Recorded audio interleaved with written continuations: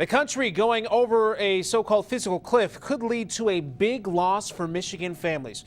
Going over the edge would lead to tax hikes and spending cuts.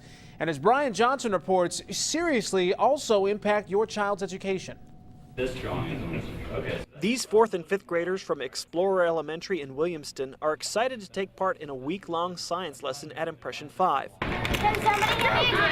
But with the U.S. government approaching a fiscal cliff, it could mean that trips like these don't happen.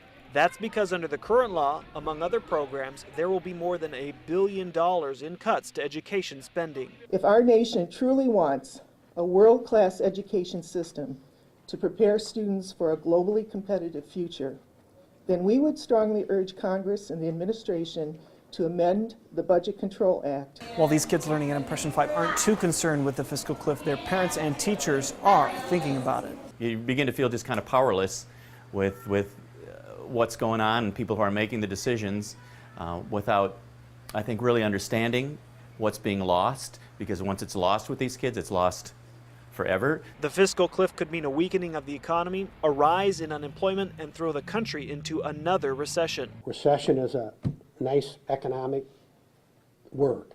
That means job losses, means lower wages. It means families hurting. The Lansing Chamber of Commerce is asking people to join the campaign to fix the debt and not only solve the short-term problem of the fiscal crisis, but also the bigger long-term problem of the nation's growing debt. In Lansing, Brian Johnson, Fox 47 News. Falling off the fiscal cliff would also take money straight out of our pockets. If Congress does not do anything before January 1st, the Bush-era tax cuts, they would expire, and the alternative minimum tax, that would kick in. That means half of all married couples with 2 children would owe an extra $4,000 in taxes each year.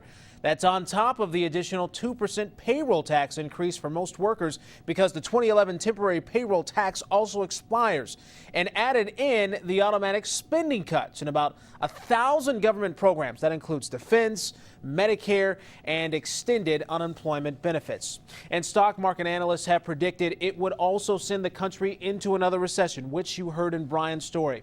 President Obama, he wants to pass a law to prevent tax hikes on the first $250,000 of everyone's income, calling for lawmakers to find some type of common ground.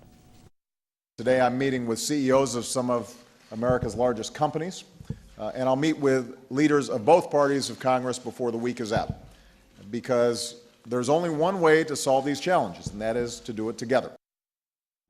The fiscal cliff deadline that comes in just 7 weeks' time.